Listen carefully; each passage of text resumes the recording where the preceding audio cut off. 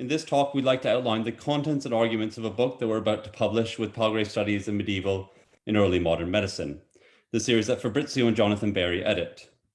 The book is a critical edition of a manuscript at the University of Nottingham with a shelf marked Pw V90. William and Margaret Cavendish, Marquess and Marchioness, and later Duke and Duchess of Newcastle, compiled this manuscript between approximately 1647 and 1654. Totaling 196 small folio pages, the document contains an impressive range of medical recipes. It also has a raft of letters from physicians and amateurs that counsel William, Margaret, and their kin on how best to maintain and improve their health, and various epistles that address broader physiological themes. I first encountered the manuscript in 2014 when I was working on my DPhil on Margaret Cavendish at Oxford. Benny and I met at the Folger Library in 2017 and decided to co-publish a book based on the material. We both felt that its contents would be of interest not only to Cavendish scholars, but also historians of science and medicine, given that it contains a great deal of information about therapeutics, diet, recipe collecting practices, and the relationship between chemical and Galenic cures. It also discusses patients' experiences and engages with patients' experiences, common and rare ingredients, and the broader concerns of individuals of diverse social and cultural backgrounds living in Britain and Europe in the mid-17th century. We hope to provide you with a fuller sense of what's in the book today. And to that end, I ought to issue a spoiler alert. So you've been warned, this is the spoiler alert. But hopefully this talk will only fuel your interest in looking at the book itself when it comes out later this autumn. Okay. Here we've provided the book's, next slide, please. Here we've provided the book's table of contents. As you can see, there's an extended introduction followed by a transcription and then a glossary, biographies of the relevant figures, and a transcription of a related manuscript, Harley MS 6491. Benny will very briefly discuss the Harley manuscript towards the end of this talk, but I can note here that I befell it in the British Library in 2019, and that the bulk of it consists of a treatise on the nature of minerals and their medical utility by the Scottish physician, William Davison, that was dedicated to William Cavendish. At the end of the manuscript are a number of recipes, some of which we believe to be in the hands of William and Margaret. Next slide. Today we'll home in on some specific topics that have emerged from our work on Pw V90. Because our time is limited, we'll focus on one recipe per section to elucidate each of the issues at hand. These issues are composition and manuscript history, genres of the recipe collection, the cast of characters, the ingredients and economics, Galenism and chemical medicine and the relationship, and then Harley MS 6491. I'll cover the first three areas and we'll then hand it over to Benny. Next slide. So before going any further, I think it'd be worthwhile to provide a quick overview of the content of Pw V90 that can serve as a backdrop to our discussion. As noted, the manuscript was composed between approximately 1647, which is shortly after the Cavendish's marriage, and 1654, just before the death of Mayerne, who was a continual presence in the manuscript. You can also see the contents on the PowerPoint. The manuscript consists of approximately 150 medical recipes and 4 veterinary ones, along with roughly 141 pieces of physic and 86 pieces of advice. Some of these have been difficult to count because the pieces of physic and advice were often seamlessly embedded in the manuscript's 22 letters. There are, moreover, about 8 culinary recipes, along with 1 weight conversion table at the end of the manuscript. The conversion table would have been particularly useful to the Cavendishes, who were between Paris and Antwerp at the time that they composed the manuscript, and who received recipes from individuals based in France, England, Scotland, and elsewhere in Europe. Next slide. Okay, so while the contents of Pw V90 might initially seem conventional, a comparison with similar manuscripts reveals that it was in many ways distinct. We sought to show this in the book, in part through a comparison of its contents with those of the recipe books that Anne Stobart studied in her 2016 Household Medicine in 17th Century England. Stobart looked at 22 17th century English collections. 11 of these were in print and 11 were in manuscript. As you can see on the slide, compared to Stobart's average, Pw V90 contains far more letters, which makes sense in light of the fact that Stobart's study contains printed recipe books, which don't usually include letters, and also makes sense insofar as the Cavendishes were of a higher status than many of the individuals whom Stobart studied. They could thus be in regular contact with learned physicians. PWV90 also contains far more instances of veterinarian medicine, which again is fully explicable given that William was a renowned horseman who ran a popular riding house where he taught his mode of horsemanship to visitors from across the continent.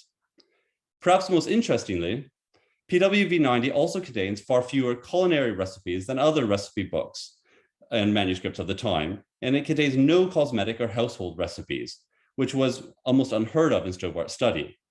This makes it more similar to continental European collections than most English ones, though in many continental recipe books and manuscripts of the period, medical recipes were completely separated from culinary recipes.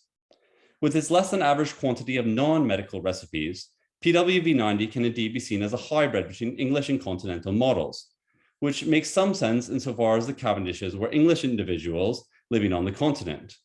We'll see later in this talk that this hybrid character of the manuscript holds in other ways too. So let's turn to the first recipe. Next slide, please. Thank you. Okay, so as you can see here, this is a relatively simple recipe. It is one by Margaret Cavendish. It is indeed the only recipe in PWV90 that is explicitly attributed to Cavendish. Margaret's recipe is a milk-based emetic and is followed in the manuscript by Mary's medicine for the same and immediately preceded by the common emetic, Crocus metallorum. As this placement suggests, even though the manuscript is mostly arranged chronologically, the manuscript's compilers made some effort to couple similar recipes that were produced or bestowed upon the Cavendishes at a similar point in time. As for what Margaret's recipe can tell us about her, it is noticeable that she was interested in emetics later in her career, as suggested by the fact that she dedicated an entire epistle in her 1664 Sociable Letters to the medical properties of milk and its effects on the stomach. In the same work, she also ruminated on the causes and cures of fluxes. There are also other recipes in the manuscript that, although not directly attributable to Margaret Cavendish, have content that overlaps strikingly with that in her philosophical publications. Margaret's recipe and potential role in the compilation of PWV90 is interesting then, because it suggests not only that her later concerns were more perennial than the printed evidence might reveal, but also that her more philosophical concerns could be entangled with her domestic medical ones, with the household setting serving as a wellspring of information about the body and the natural world. So despite the fact that only one recipe in PWV90 is ascribed to Margaret, the manuscript features recipes that other women gave to her, including a recipe for how to fat chickens from Margaret Boswell, wife of Sir William Boswell, ambassador to The Hague. More generally, we believe that Margaret had an active role in the running of the household as a whole, including in the compiling and creation of remedies, contrary to the historiographical consensus. We have come to this conclusion for several reasons. Next slide, please. Okay, so the first of these reasons is that while a number of recipes and pieces of advice are in the hand of Thomas Farr, who is a Cavendish household retainer, and others are in William's hand, some of the recipes in both PWV90 and Harley 6491 are very likely in Margaret's hand. Of course, it can be very difficult to make attributions based on paleography alone, but we have drawn this conclusion based on a careful comparison of the hand in these two manuscripts with those in manuscripts that are known to be by Margaret, especially her letters to the Dutch polymath Constantine Huygens and her love letters to William. Beyond the fact that there are many similarities in letter formation and spacing, it is also striking that the hand in question virtually never uses punctuation, which is rare in the multi-handed PWV90 and in Harley. Next slide. The second reason for believing that Cavendish had a hand in PWV90 is a linguistic one. Mayerne wrote all of his letters to the Cavendishes in English, and although William was almost fluent in French, Margaret never managed to master the language by her own admission. So given that Mayerne complained to William about having to write to him in English, since he usually wrote to his patients in French, Margaret never managed, since he usually wrote to his patient in French, we suspect that William requested that Mayerne use his non-native tongue so that Margaret could understand the recipes and thus help with their collection and composition.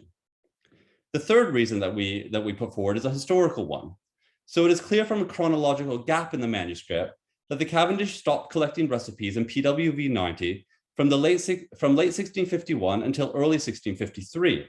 At this time, Margaret traveled from Antwerp back to England where she petitioned for the rights to her husband's estates. It was not until Margaret returned to Antwerp in mid-1653 that a flurry of additions were made to PW V90. The fact that no dated epistles were transcribed during Margaret's spell in England offers additional evidence that Margaret was a driving force behind PW V90. So the fourth and final reason is a broader contextual one that relates to the running of the household. We have evidence from various sources that Margaret was a strict household manager.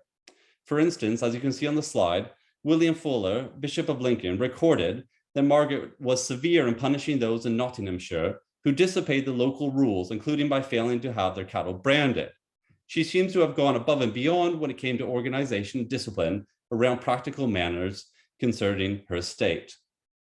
So using this recipe as a launch pad, then, we come to the conclusion, against the existing scholarly consensus, that domestic medicine and domestic matters in general played an untold role in Margaret's life in the shaping of her thought. Okay, we can turn now to the second recipe in the next slide. Okay, so the second recipe that I'd like to discuss is by the renowned English physician Tho Cademan, which will, I hope, help to elucidate some of the social dynamics at play within the Cavendish's network, as well as the genre of the manuscript. So Cademan, who is pictured on the slide, advised the Cavendishes on several occasions, and he also served as a physician in ordinary to Queen Henrietta Maria and founded the Distillers of London with Mayerne. He is indicative of the caliber of contributors to the manuscript at large.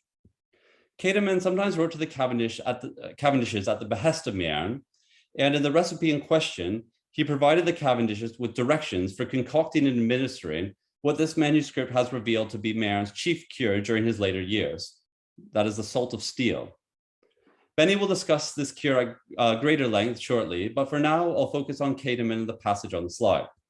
So this passage is interesting, not only because it indicates the sort of material in the manuscript, but also because it raises two issues that are central to PW V90, namely the nature of medical authority and patient non-compliance. So as regards the first of these issues, it is significant that Cademan draws attention to the fact that he has overseen His Highness, King Charles II, taking the Steele course.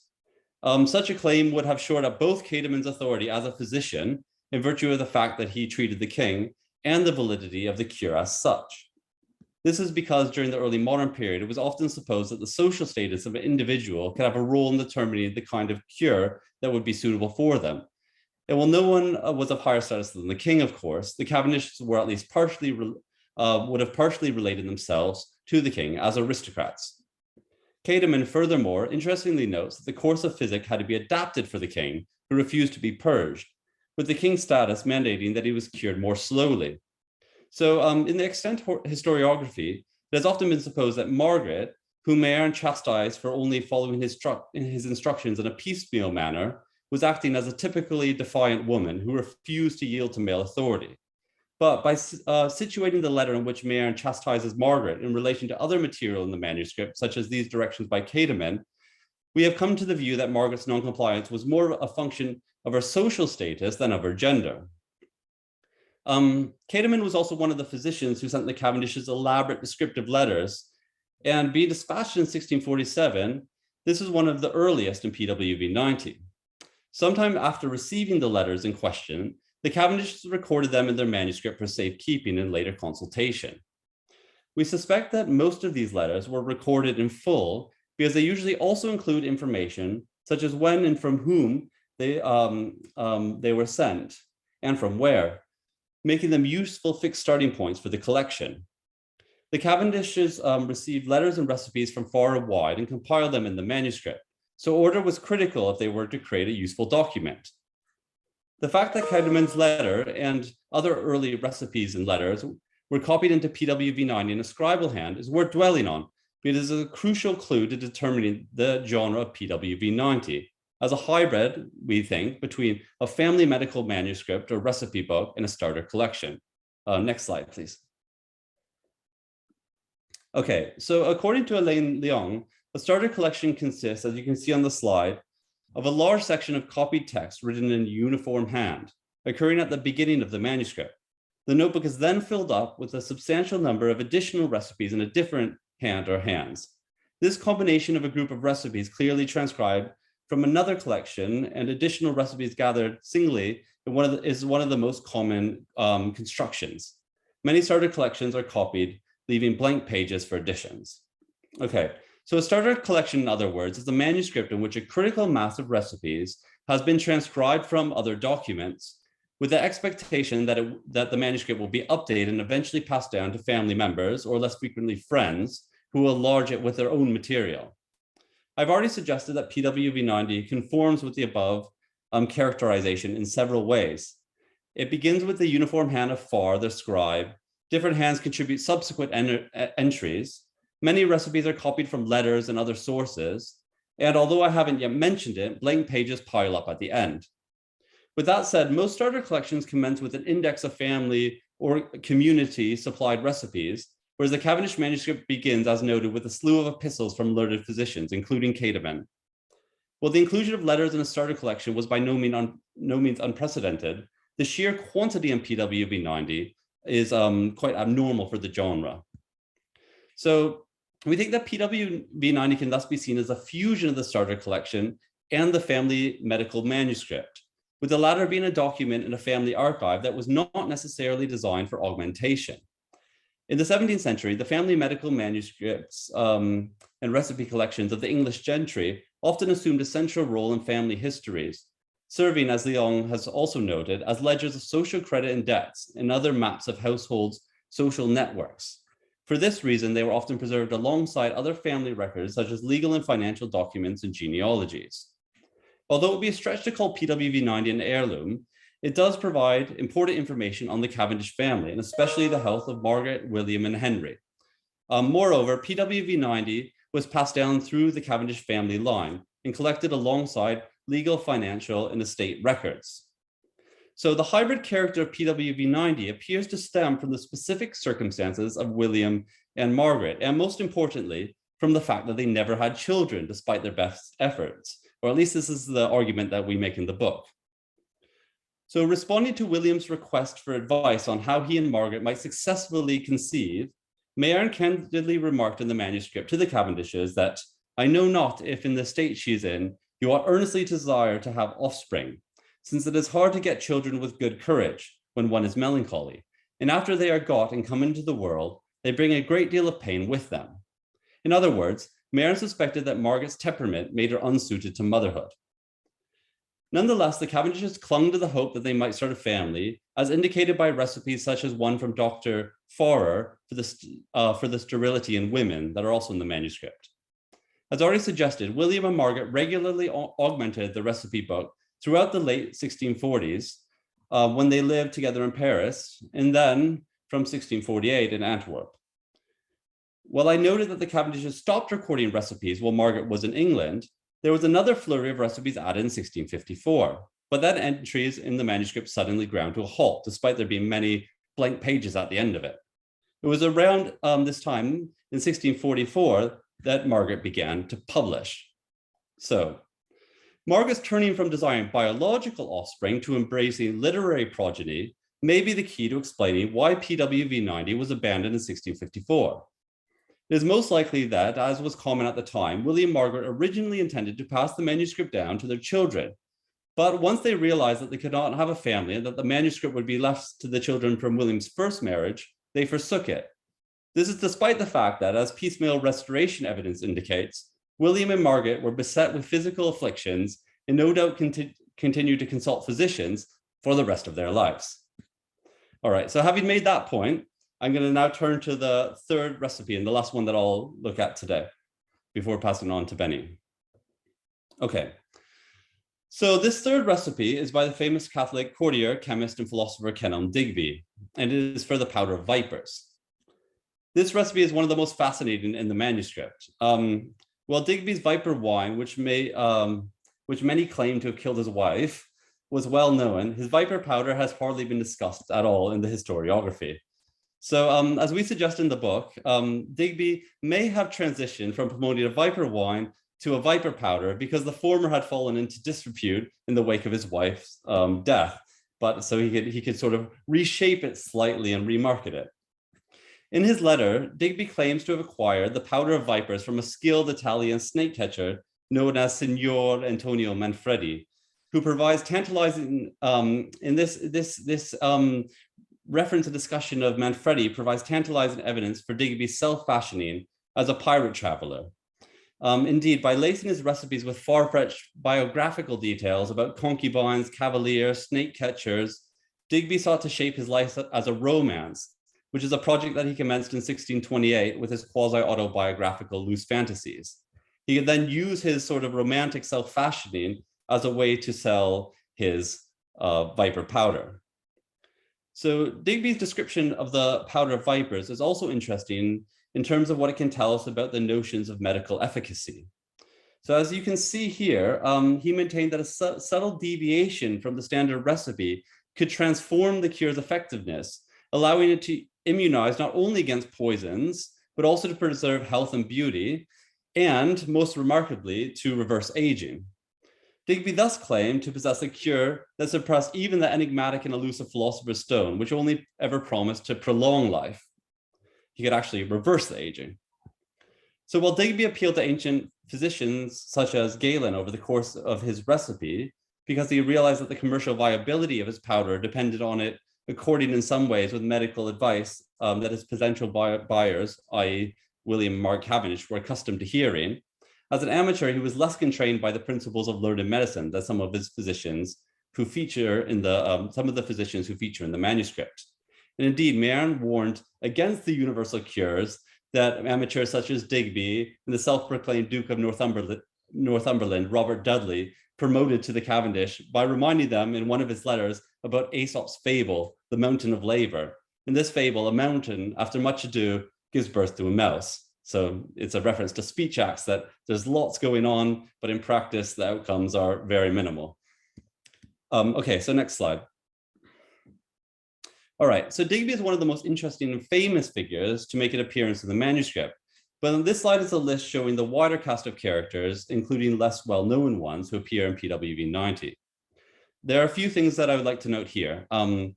The first is some general tendencies in the manuscript. So as you can see, the preponderance of the individuals in the manuscript were, like Digbey, royalists. This makes sense given that the Cavendish's own political leanings, and also insofar as the manuscript was produced during the fraught years of the English civil wars, when many elite royalists, including the Cavendishes, went into exile, as already mentioned. So following the work of Charles Webster, historians have tended to suppose that political and religious radicals were the chief contributors to scientific advancements in the mid-17th century. But through a close study of the contributions to PW-V90, Benny and I have tried to add some nuance to this notion by highlighting the significant ideas and contributions of royalists to medicine during the mid-17th century. Moreover, while the Cavendishes were dedicated Anglicans, several Catholics feature prominently in the manuscript, including Digbey and Cademan, already discussed. There are also Huguenots, including Mayerne and Nardin. The fact that there are more political than religious consistencies in the manuscript, we believe, indicates that political and religious allegiances could very often be disentangled at this point in time.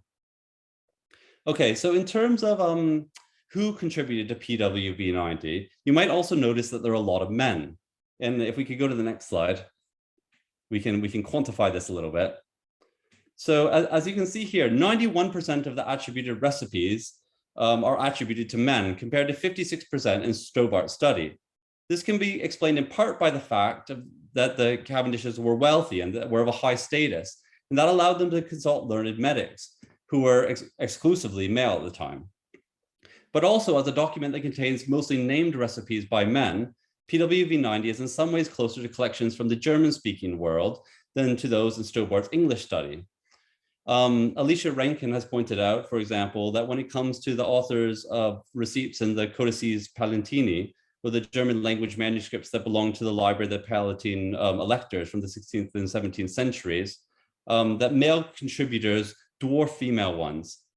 It is notable, however, that both in English and German contexts, and also other continental contexts, that noble women were often named as compilers of recipe collections, even though they may not be contributors.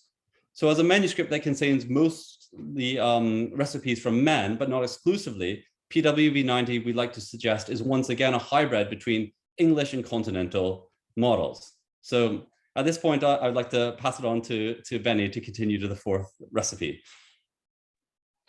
Thanks, Justin.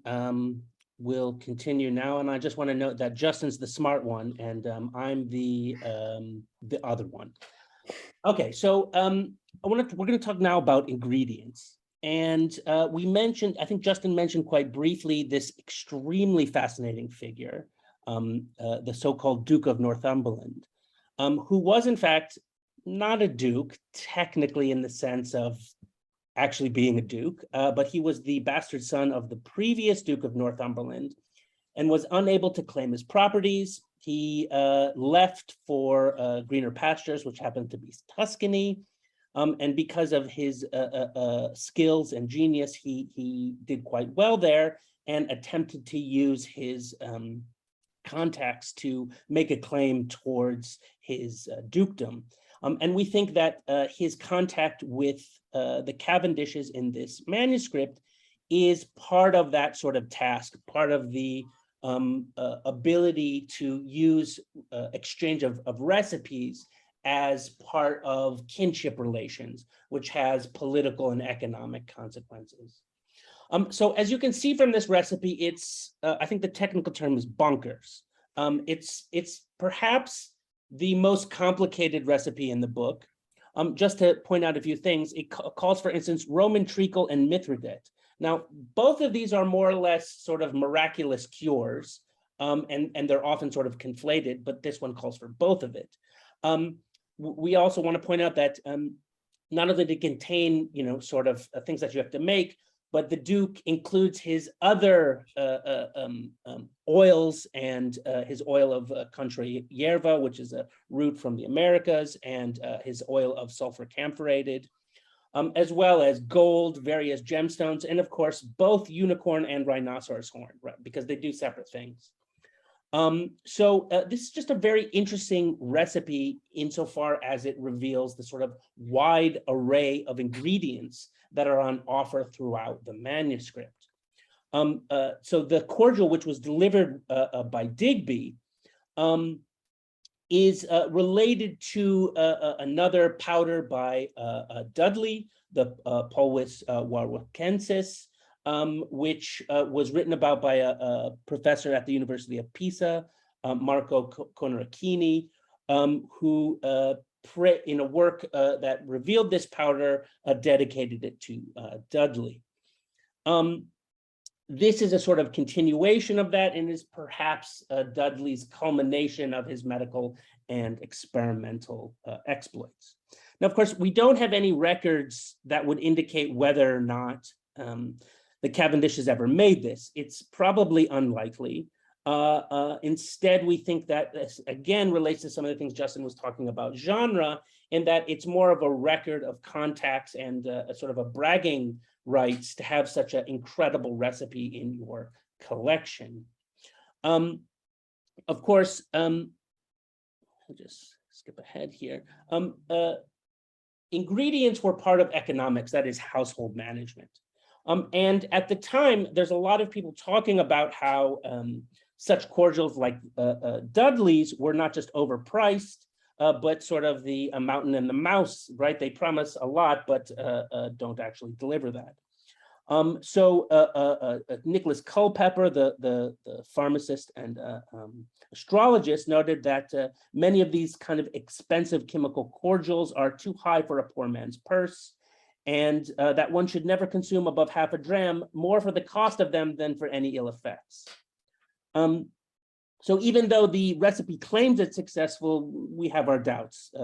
I'm not willing to shell out the money to actually try it, although I will happily accept funds if anyone wants to fund some experimental history. So the recipe is also interesting because it kind of underscores a tension, or at least a pattern that we see in the collection, and which I'll talk about a bit more when I come to chemistry. But there's a kind of egalitarian presentation throughout the manuscript, right? You've got, I mean, we have all these highfalutin physicians, but there's also nuns, maids, and others, sort of unnamed characters.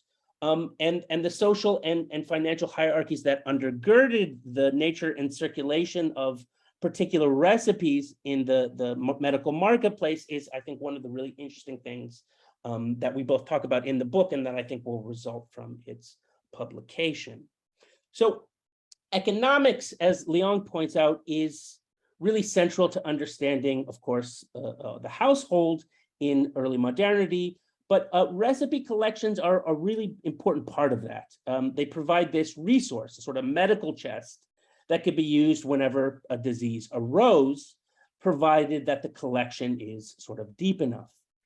So in a recent book, Simon Werrett has talked about this idea of thrifty science.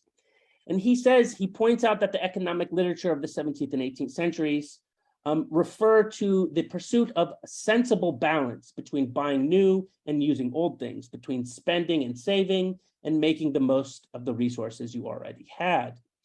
So it's not so much about financial prescription as an idea that you need to use the things that you have in order to be able to thrive, which of course is etymologically related to the idea of thrift. So PW V90 is sort of thrifty in this sense, right? It's got these incredible over-the-top recipes, which may not have ever been made, but it's also filled with things that were either quite cheap or could be sourced directly from the gardens that were maintained by the Cavendishes when they lived at the Rubenshuis. Okay, so I want to talk about the ingredients. So in our book, I spent a lot of time counting things. We did some just sort of basic counting just to think about the kinds of ingredients that appear. And luckily, we knew about this work from 1676, Gideon Harvey's The Family Physician and House Apothecary, which has a price list, which he says should be used in order to make sure that the evil apothecaries are not cheating you. Of course, this called for a response, and there's some very, very bad poetry written in response to Gideon Harvey's book, but it provides the modern historian a really pretty good idea of, at least allows us to give some prices for the kinds of ingredients. Early modern pharmacopoeia were more diverse than their ancient forebears. And because they dealt with not just that medical tradition, but with the chemical as well as the newly imported ingredients from beyond Europe. Of course, some of these have been available in antiquity, but the variety and amount increased during this period. While many of the products in PWV90 could have been sourced from gardens or slaughterhouses or from their gardens in the Rubenshuis, many of the other ingredients required importation from the Americas, China, and various regions of Africa, including the fantastic Oriental bezer stone, which is apparently a stony mineral-rich growth found in the digestive tracts of certain ruminants, which of course, to an early modern European, I guess they're just like children, they immediately start putting things in their mouths, even though I wouldn't eat too many stony accretions in any kind of animal. In any event, one of the interesting things, as you can tell from some of the calculations we have here, is that the sort of average price of the ingredients that we have prices for is pretty high. And part of the reason for this has to do with ambergris, which is this disgusting substance from the inside of whales, which was by far the most expensive ingredient and was actually called for quite often throughout the manuscript. But even if you exclude it, we still have an average price of these ingredients of between 73 and 98 pence per pound. Now, given that in around this time, the average salary for a laborer was about 126 pence a week and a craftsman 210, this is really a significant amount of money. Now, of course, this is perhaps overstating it, given that many of the things we don't have prices for are the cheaper things. But for the most part, I think the larger point still stands that the ingredients are really quite pricey throughout the manuscript. I also want to point out that, by far the most common ingredients is wine, and not too far after that is ale, just to sort of reiterate the sort of drunken character of a lot of early modern medicine. There's reports of old herb wives and medical sellers in London being quite rowdy and drunk and having to be disciplined by both the police and attempted to be disciplined by the College of Physicians. Okay, so moving on to animal ingredients. So some of the most expensive ingredients were bits of animal. Of course, the aforementioned ambergris is by far the most expensive. The bezoar stones, pearls, but a lot of these ingredients were more or less difficult to obtain. Unicorn horns are probably quite difficult to obtain. We don't have any prices for that. It's not clear what they were. Historians have suggested that they were likely narwhal teeth or horns, but God only knows really what they thought were unicorn horns. But other ingredients, such as crabs' eyes, which is not their eyes, it's again some kind of stony concretion that grows inside them, crab claws, and viper parts. So of course, vipers are a huge part of Digbey's viper powder and his unfortunate viper wine. And although we don't have any prices for viper parts exactly, we do know that the trope of vipers ranged from 216 to 288 pence per pound. Of course, the Venetian, being the superior viper, they have better vipers there, was slightly more expensive. So this was at least surprising to me. I didn't think that animal parts would be among the most expensive ingredients used in the collection. Now, part of the reason for this has to do with this sort of idea that a lot of these animal parts had incredible powers. So the physician Primrose points out that it can scarce be said whether the bezoar stone or the unicorn's horn, the common people attributes greater virtues, for those are thought to be the prime antidotes of all. So whether or not Primrose believed in this, certainly common people did. And given the relative ubiquity throughout the manuscript, the Cavendishes were at least interested in these things. Although given Margaret's later antipathy towards universal medicines, one might suspect that her experiences with these promised universal cures was less than convincing. Finally, I want to point out the really incredible human skull, which is called for in, I think, 3 different recipes. Just noting that Europeans were, of course, longtime cannibals with a history of using mumia, supposedly derived from mummies, as well as umbilical cords, and of course, skulls in their medicine. Okay, the last set of ingredients I want to talk a little bit are chemical ones. Of course, one of the characteristics that distinguished early modern and Renaissance medicine from earlier periods is the degree to which it involves not just various chemical ingredients, but often chemical preparations. Although we don't see too much time spent on discussing the manner by which things are meant to be prepared in PW-V90, in the Harley manuscript, which I'll talk a bit at the end, we see a lot more discussion of the particular techniques. So again, chemical ingredients are incredibly expensive, especially if you compare them to calculations of the average plant simples and others, which are merely 37 to 38 pence per pound. There's a kind of historical irony here, given that many early proponents of chemical medicine tended to advertise it as medicine for the masses, with Paracelsus and Van Helmont setting themselves up as renegades to the elitist Galenism.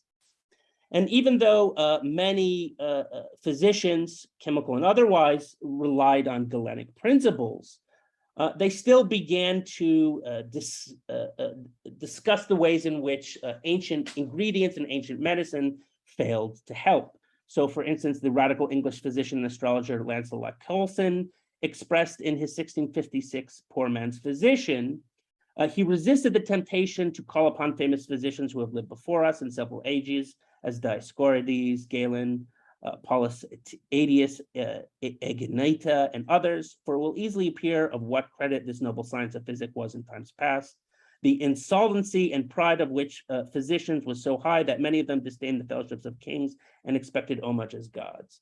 So there is this idea that moving away from Galenic medicine would allow the poor to benefit, but at least on the basis of evidence from this manuscript, it seems that, in fact, these chemical medicines were quite expensive.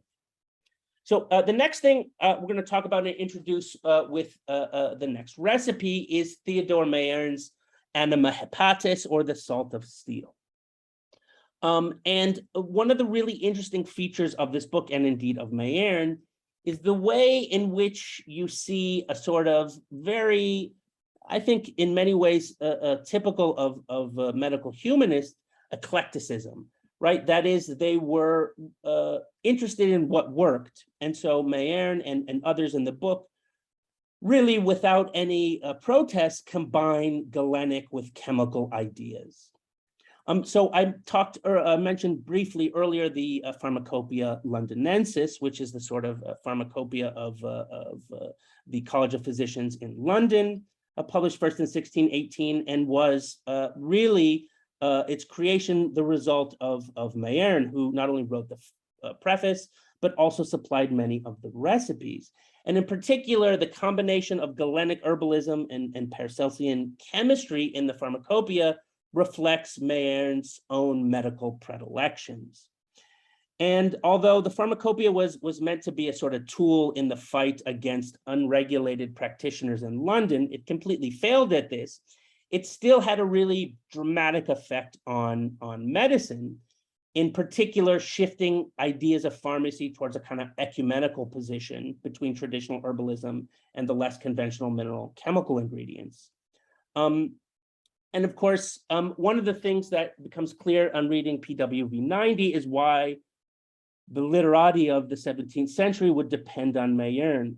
So he's really a typical humanist. He's always ready to not just provide as good counsel as he can, but to ornament it with various ideas about causality. So he talks about material causes and their effect on the humors, based on very traditional Galenic and Aristotelian ideas, even if many of his therapies were based on the salts of Paracelsian medicine. And of course, he liked to sprinkle in these words of wisdom. So in response to one of William's queries about newfangled cures, Mayerne noted that there is another balsam called balsam de Tolu, which is very good. But I remember that Hippocrates saith, sepe optima medicina et not ute medicina, that is, often the best medicine is not to use any medicine.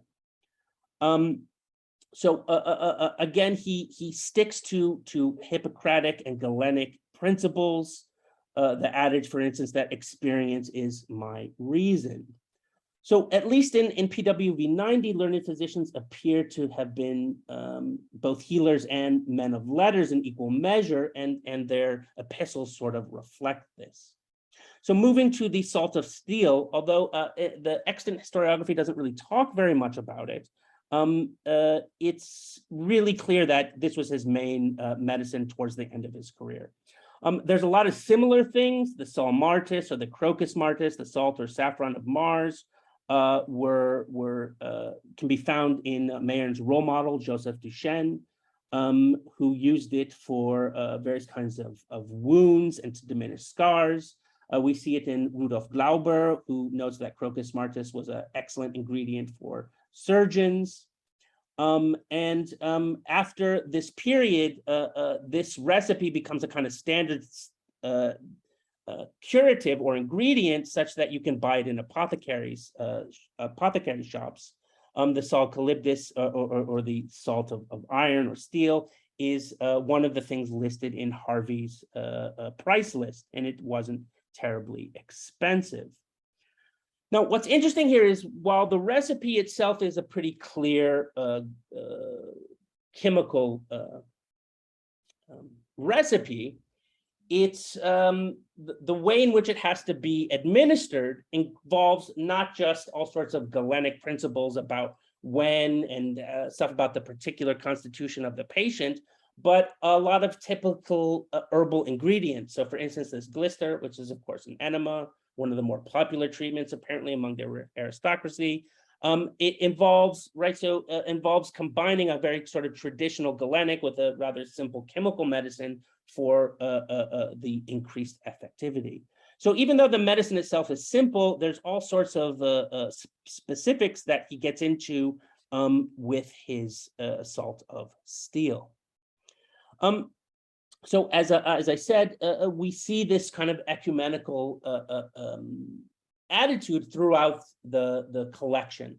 That is, the Cavendishes seem to want to at least know the best of both worlds.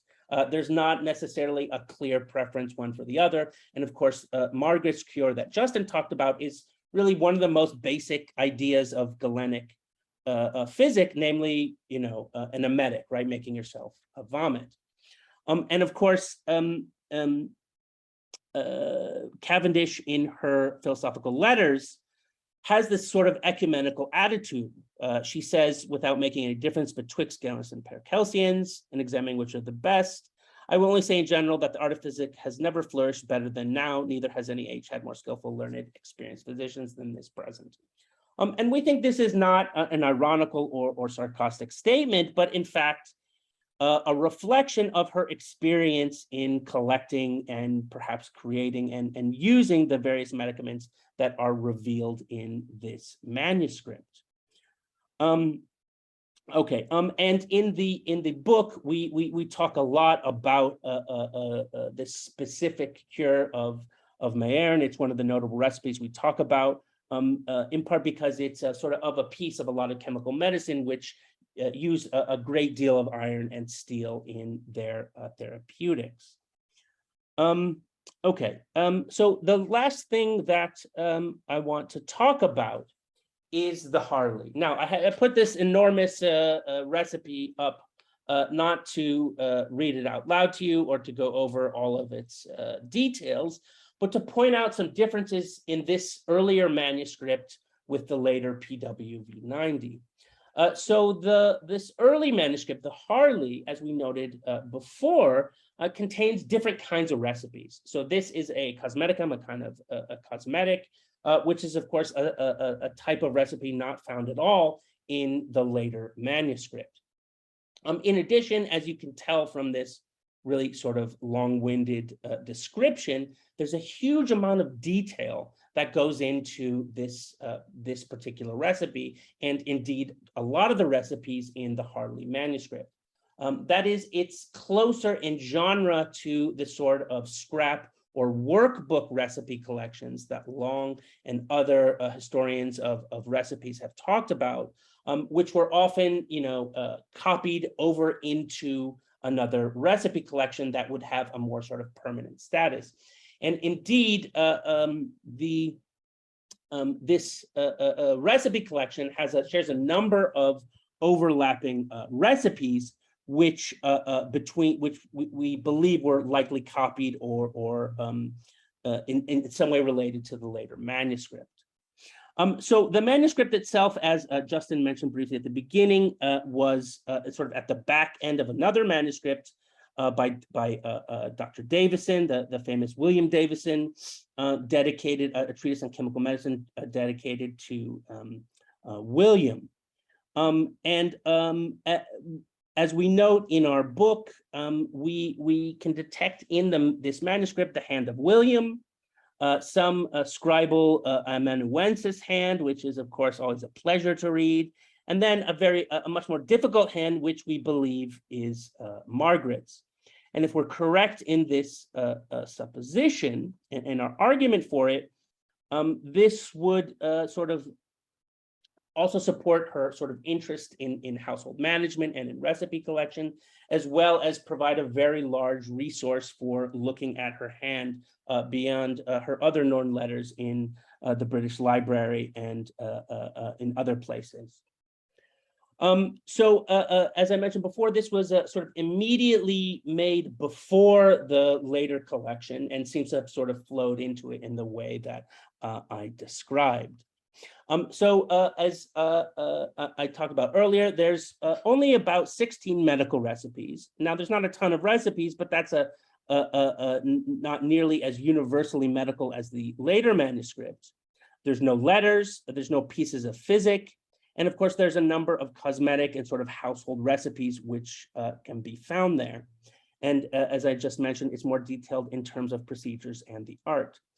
The last thing I want to note is something that you can see in the upper right with this little marginal comment, which is that one of the more interesting aspects of the Harley and this style of manuscript is the evidence of annotation. So there are things crossed out, there are things added, and there are often notes on the efficacy. So for instance, on one of these recipes for a breast cancer, it says, it has not cured a cancer after trial, which is one of these very sort of interesting discussions of experience and experiment that we find in a number of recipe collections. Although ones like the PW V90 have much less emendation, in part because of this difference in genre. That is, it's not the style, it's not the kind of recipe collection with these emendations. It's a cleaner copy. And although many of these are, as we noted, in the hand of a amanuensis, overall it is a much more sort of haphazardly organized and amended document than the later one. And that is where we will end our discussion. I hope you've enjoyed our little tour of the manuscript. And I hope, of course, everyone will not just buy our book, but encourage your libraries to buy, 10, 20, 30 copies. That would be great for us. But thanks very much.